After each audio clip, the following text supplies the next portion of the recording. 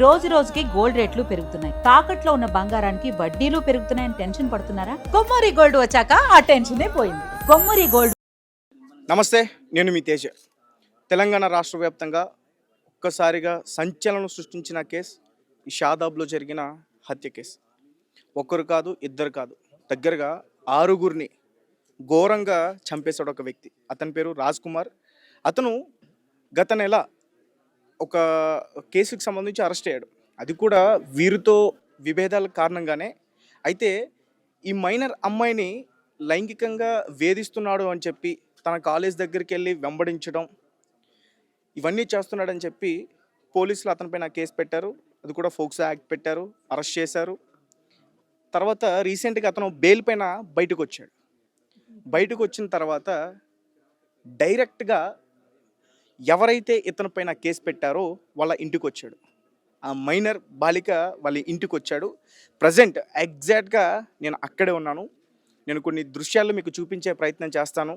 దయచేసి ఈ దృశ్యాలన్నీ కూడా మిమ్మల్ని కలవరపెట్టించే అవకాశం ఉంటుంది. ఎందుకంటే ఈ ఇంట్లో దగ్గరగా 3 పైన అటాక్ చేశాడు అతను కత్తితో. సుమారు నిన్న రాత్రి 11 ఆ టైంలో. అంటే ఈ చుట్టుపక్కల ఎవరికి కూడా ఎటువంటి అనుమానం రాకుండా జాగ్రత్తగా చప్పుడు లేకుండా ఇక్కడికి వచ్చి, ఇటు చూస్తే కొంచెం ఒక మొత్తం కూడా ఖాళీ స్థలం ఉంది. ఈ ప్రాంగణం అంతా కూడా ఎవరికి కూడా అనుమానం రాదు. సో ఇక్కడ కూడా పెద్దగా ఇల్లులు ఉన్నాయి, కానీ ఆ ఇంట్లో ఎవరు కూడా సరిగ్గా లేని పరిస్థితి. అయితే ఎక్కడైతే క్రైమ్ జరిగిందో ఆ ఇన్సిడెంట్లో 4 ఉన్నారు, మగ వ్యక్తి లేరు. వాళ్ళు ఎవరంటే బాధితులు ఎవరైతే ఉన్నారో ముఖ్యంగా బాలిక యొక్క తల్లి, బాలిక యొక్క అక్క, వారి నానమ్మ. వాళ్ళ తండ్రి సంవత్సరం క్రితం ఆయన చనిపోయారు. అండ్ అతను చనిపోయిన విషయంలో కూడా వీరికి కొన్ని విభేదాలు ఉన్నాయి. ఎందుకంటే చాలాసార్లు అన్నాడట, మీ తండ్రిని చంపేసింది నేనే, నన్ను ఎవరు ఏం చేయలేరు, నేను చెప్పిన మాట మీరు వినాల్సిందే, లేదంటే మీ అంతు కూడా చూస్తా అని చెప్పేసి చాలాసార్లు బెదిరించాడట.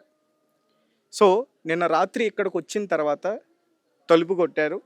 తలుపు కొట్టిన తర్వాత ఎవరా అని చెప్పేసి ముందుగా ఆ ఇంట్లో ఉన్న పెద్ద ఆమె తలుపు తీసింది.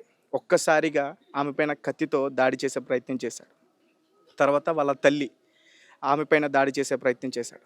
తర్వాత ఆ అమ్మాయిని ఇక్కడి నుంచి తీసుకుని వెళ్ళిపోయి ఒక దూర ప్రాంతం, ఎగ్జాక్ట్గా ప్లేస్ నాకు తెలియట్లేదు, ఒక చెరువు అని చెప్పేసి అంటున్నారు. సో అక్కడికి తీసుకెళ్ళి ఆమె పైన అత్యాచారం చేసి ఆమెను కూడా చంపేశాడు అంటూ కూడా న్యూస్లన్నీ కూడా ఈరోజు వెలుగులోకి రావడం అయితే జరిగాయి. దీని గురించి ఇంకా ఇన్ఫర్మేషన్ రావాలి బయటికి.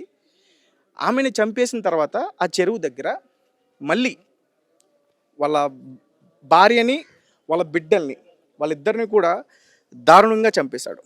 రైట్, ఒకసారి మీకు కొన్ని విజువల్స్ చూపించే ప్రయత్నం చేస్తాను. ఎగ్జాక్ట్గా నేను క్రైమ్ జరిగిన. సో గైస్, మీరు చూస్తున్నారు కదా కొన్ని విజువల్స్ అయితే, అక్కడ బ్లడ్ మార్క్స్, ఆ ఫుట్ ప్రింట్స్ అయితే కనిపిస్తూ ఉన్నాయి. నిన్న వాళ్ళు హత్యకి గురైన తర్వాత కూడా ఆ బాలికను లోబరుచుకుని తీసుకెళ్లే ప్రయత్నం చేస్తూ ఉంటే వాళ్ళు అడ్డుకునేందుకు ప్రయత్నించారు. కానీ అప్పటికే ఎక్కువగా రక్తస్రావం జరగడం వల్ల వారు స్పృహ కోల్పోయారు. తర్వాత వారు చనిపోవడం కూడా జరిగింది. ఎగ్జాక్ట్గా నిన్న ఇన్సిడెంట్ ఇక్కడే జరిగింది. సో ఇక్కడున్న స్థానికులు కావచ్చు, ఆ పక్క ఇంటి నైబర్స్ కావచ్చు, వాళ్ళందరూ కూడా భయాందోళనకి గురయ్యారు. వారు కూడా వారి ఇళ్ళని ఖాళీ చేసి వెళ్ళిపోయిన పరిస్థితి. ఇంత ఘోరంగా చంపుతాడా, ఇంత ఘోరంగానా? కనీసం ఎటువంటి సౌండ్స్ కూడా రాలే. అంత పకడ్బందీగా ప్లాన్ ప్రకారం వాళ్ళని చంపడం అయితే జరిగింది. సో మరి ఇక్కడ నైట్ ఏదైనా ఇష్యూ జరుగుంటే ఖచ్చితంగా ఇక్కడ పక్కనున్న వారు రావచ్చు, ఏమైంది, ఏం జరుగుతుంది అనే విషయాలు అడిగే ప్రయత్నం చేయొచ్చు. కానీ అవేమీ కూడా జరగల. డైరెక్ట్గా ఇక్కడికి వచ్చాడు, డోర్ కొట్టాడు. ఆ తల్లి డోర్ తీసింది, ముఖ్యంగా ఆ నానమ్మ, ఆ పెద్ద ఆమె ఎవరైతే ఉన్నారో ఆమె డోర్ తీసింది. డోర్ తీసిన తర్వాత ఒక్కసారిగా కత్తితో ఆమె పైన దాడి చేశాడు. తర్వాత తల్లి పైన దాడి చేశాడు. తర్వాత కత్తితో బెదిరించి ఆ మైనర్ బాలిక ఎవరైతే ఉన్నారో ఆమె పేరు నేను చెప్పే ప్రయత్నం చేయను. సో ఆ బాలికని నువ్వు వస్తావా రావా, లేదా నిన్ను చంపేనా అని చెప్పి ఆమెను బెదిరించి అతనితో పాటు వేరే ఒక నిర్మానుష్యమైన ప్రాంతానికి తీసుకెళ్ళాడు.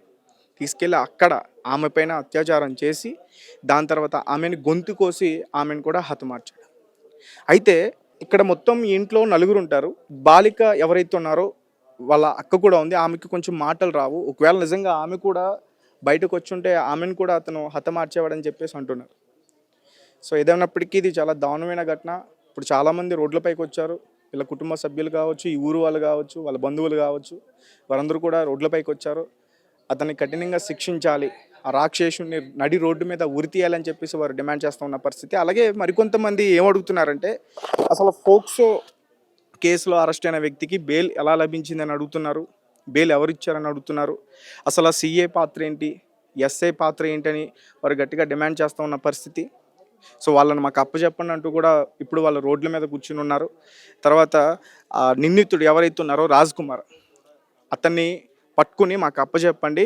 ఆల్రెడీ ఒక కేసులో మీకు అప్పచెప్తే మీరేం చేయలేదు, మీరు బెయిల్ ఇచ్చారు. బెయిల్ ఇచ్చిన తర్వాత కనీసం అతను కదలికలైనా తెలుసుకునే ప్రయత్నం చేయాలి, అది కూడా ఏమీ జరగలేదు. సో పోలీసుల యొక్క నిర్లక్ష్యం వల్ల ఈరోజు ఈ హత్యలు జరిగాయంటూ కూడా చాలామంది ఆరోపణలు చేస్తూ ఉన్న పరిస్థితి. సో మనం చూడొచ్చు ఇక్కడ క్లియర్గా ఆ ఫుట్ ప్రింట్స్ కావచ్చు, లేదంటే అక్కడ ఇంకా కొన్ని ఉన్నాయి, అవన్నీ మనం క్లియర్గా చూడొచ్చు. కొన్ని అంటే మనకున్న గైడ్లైన్స్ ప్రకారం కొన్ని మీకు నేను చూపించలేకున్నా. సో ఇవన్నీ కూడా మిమ్మల్ని కొంచెం కలవరపెట్టే పరిస్థితి ఉంటుంది. కాబట్టి